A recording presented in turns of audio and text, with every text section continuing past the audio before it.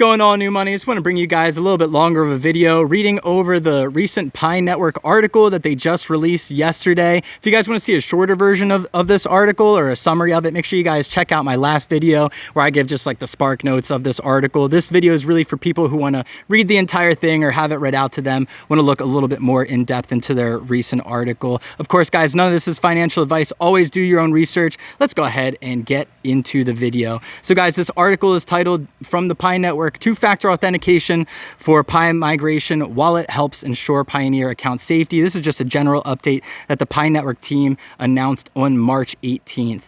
The article starts to say, on March 13th, 2025, Pi Network released a two-factor authentication feature that requires some pioneers to complete 2FA before their Pi is successfully migrated to the mainnet blockchain. This feature secures and confirms pioneers' Pi wallets in part through the verification of a trusted email address, supporting the security of pioneers' accounts and their Pi.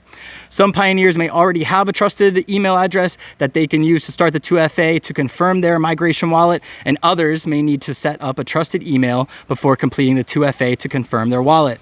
Setting up a trusted email is done by completing a liveness check that ensures that the trusted email address is provided by the owner of the account.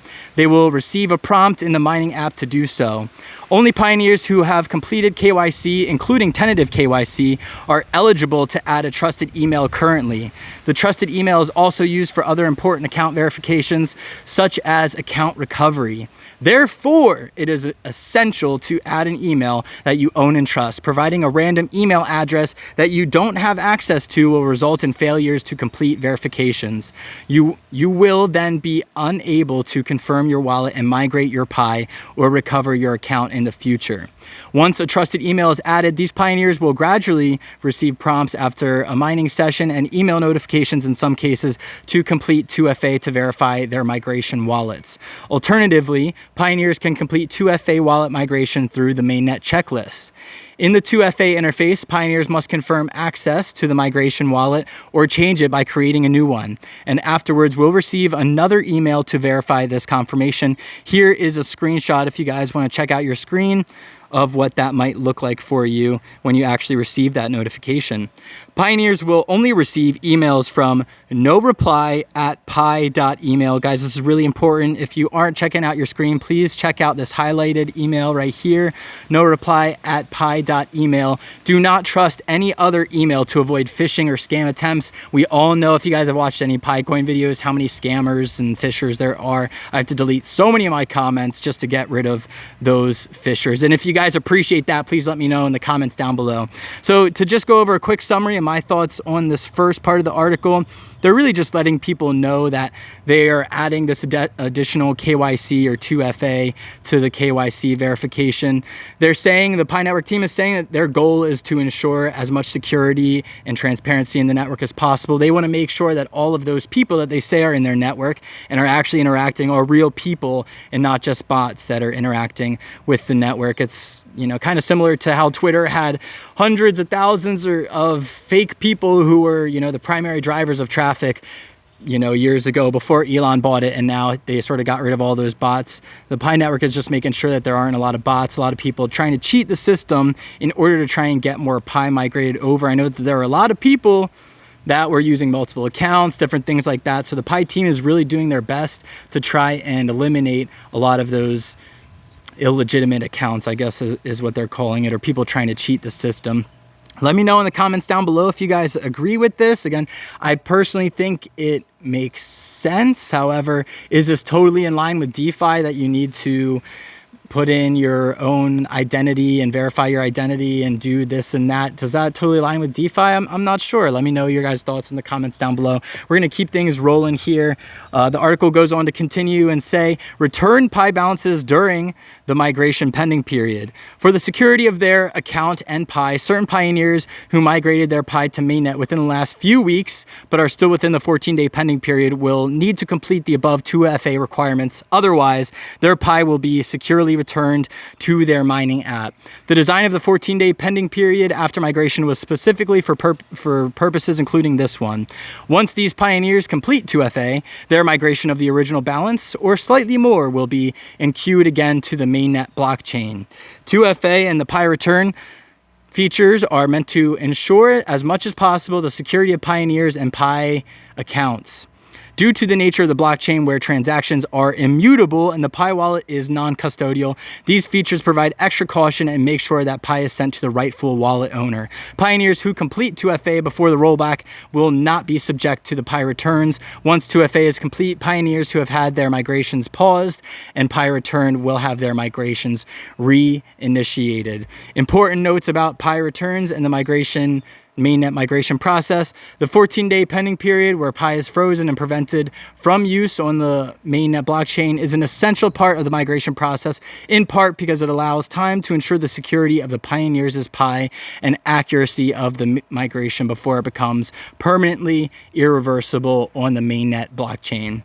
Some Pioneers who have their Pi returned may see their migrated Pi balance be returned to their unverified balance rather than transferable balance. This was because the displayed amount in the transferable balance is a pessimistic estimate for the user interface, whereas the actual migrated amount during migration will go through sophisticated calculations that usually take a long time to compute. This does not reduce the amount of Pi that Pioneers will receive in their next migration. After successfully migrating, Pioneers will receive the same amount of Pi as their original migration amount, or even slightly more due to increased mining sessions. The 2FA for wallet confirmation requirements and the returns of Pi for some accounts during the 14-day period can cause the circulating supply to drop. But as more Pi is requeued and then migrated again, the circulating supply will change accordingly. If you have completed all mainnet checklists, steps, and are waiting for the migration process to complete, make sure to add a trusted email and complete 2FA as soon as you receive the prompts to do so. So guys, of all of this article, I think these last two paragraphs here are actually some of the most important, but I'm going to talk about a few of the other steps up here. Guys, what they're saying essentially is that they're having this 14-day migration period and requeue period in order to try and protect you guys and us, the Pioneers, because all of this, once the transactions are on mainnet, they cannot be reversed at the end of the day. So they're trying to ensure as much as possible that the Pi coins that have been mined by certain people are going to the actual people who mine those Pis and not, like I said, a bunch of scam accounts or other things like that. You guys let me know in the comments down below what you guys think of all this. Again, they're saying it's for security. It sounds to me to be legit, but it also is, you know, kind of challenging in DeFi when you have people uploading their identifications and doing all this stuff. Is this part of the future? Is this a necessary evil? Is this, you know, not oriented with the ethics of DeFi? You guys let me know your thoughts in the comments down below. I'm neither here nor there on this personally. I think in order to have some layer of trust, will we ultimately probably need to put our identities online or, you know, on some blockchain in some way? Yes, probably, but would I like to see more transparency? Would I like to have known a lot of this stuff before yesterday? Why did it take until March 18th to have an article about this released? There was plenty of time and notice on KYC, but I haven't seen as much talking about the 2FA that's been required, and as well as this whole requeue period and all this stuff. But again, guys, what I think is important is that even if you don't complete the 2FA within the 14-day pending period, the Pi is going to be securely returned to your mining app. So I believe that none of our Pi will be totally lost forever. It's just going to remain in this Pi purgatory on the mining app. And then something that is very, very important, and big shout out to you guys if you made it this far in the video. Much love. I have a lot of respect for it. But this is an important thing to understand, and very important, so I'm glad you did stick around this long, is that during this time period, the 14-day Pi extended period for KYC, etc., this can cause a circulating supply to drop.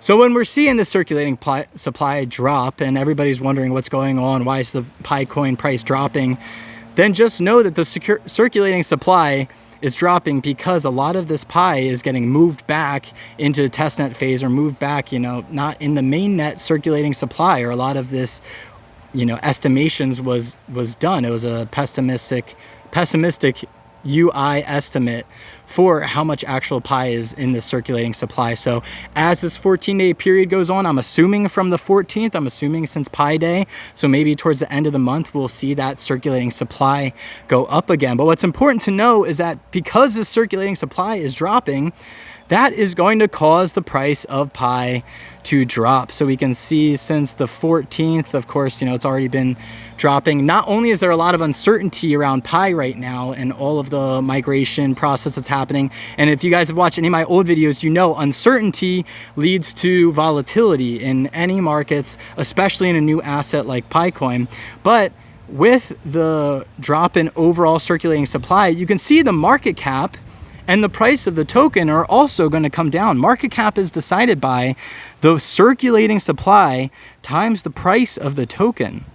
So if the circulating supply here is coming down and the demand or the current price for Pi is staying the same, then this market cap is going to come down. If the market cap comes down, then the price is also going to come down. I don't see an easy way to click on this over here anywhere, but if you guys search how do you calculate the price for any asset, it has to do with the market cap divided by, there's some other number that I can't remember right now. It's a very simple number though, but